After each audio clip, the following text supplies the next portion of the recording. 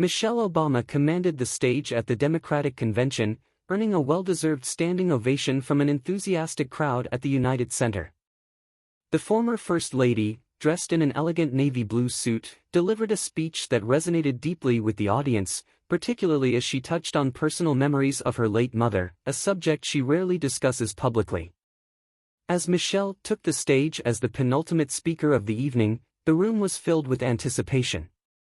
Her presence alone was enough to electrify the atmosphere, and the standing ovation she received was a testament to the respect and admiration the public holds for her.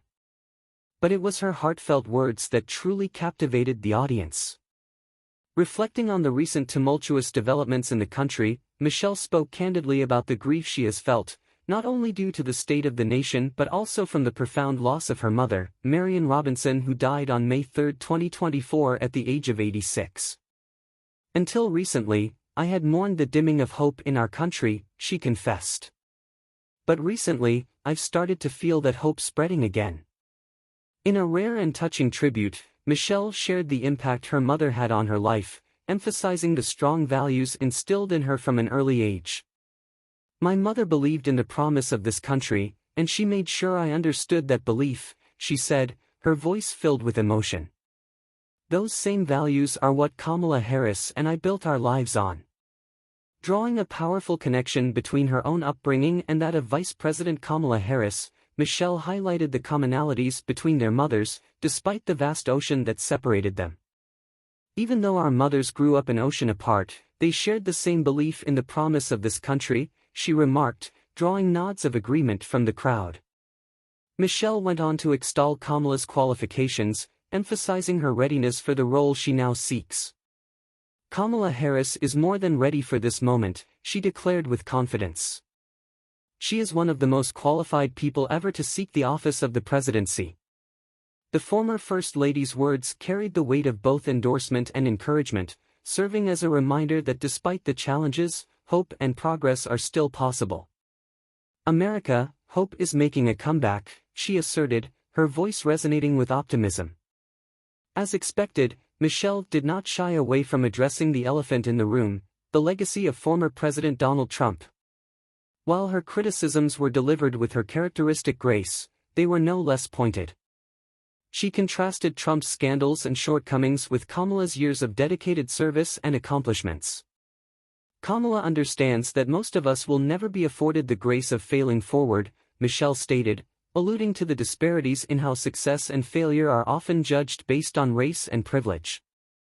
"We will never benefit from the affirmative action of generational wealth." She continued, highlighting the differences in accountability faced by people like Trump versus those who don't have the same safety nets. "If we bankrupt a business or choke in a crisis, we don't get a second, third, or fourth chance," she said, her tone sharp with the realities of such double standards. Michelle grew more direct as she addressed the crowd, taking a well-aimed jab at Trump's fear-mongering tactics. "He did everything in his power to try to make people fear us," she noted, referring to his divisive rhetoric during his time in office.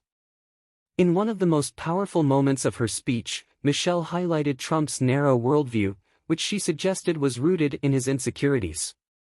His limited and narrow view of the world made him feel threatened by the existence of two hardworking, highly educated, successful people who also happened to be black, she said, her words met with roaring applause. And then, with a touch of her signature wit, Michelle delivered a line that brought the house down. "Who's going to tell him that the job he's currently seeking might just be one of those black jobs?" The crowd erupted, clearly enjoying the former First Lady's sharp humor. But Michelle's message wasn't just about humor, it was a call to action and a reminder of the stakes at play. "It's his same old con," she said, her tone serious once more. "Doubling down on ugly, misogynistic, racist lies as a substitute for real ideas and solutions that will actually make people's lives better." Michelle embraces Obama. Former U.S. President Barack Obama, greets former First Lady Michelle Obama as he arrives to speak on stage during the second day of the Democratic National Convention. Obama speaks. Obama gave a passionate speech. "Donald Trump wants us to think that this country is hopelessly divided between us and them," between the real Americans who of course support him and the outsiders who don't, he said. And he wants you to think that you'll be richer and safer, if you will just give him the power to put those other people back in their place. It is one of the oldest tricks in politics from a guy whose act has, let's face it, gotten pretty stale, he added. We do not need 4 more years of bluster and bumbling and chaos. We have seen that movie before. And we all know that the sequel is usually worse. America is ready for a new chapter. America is ready for a better story. We are ready for a President Kamala Harris.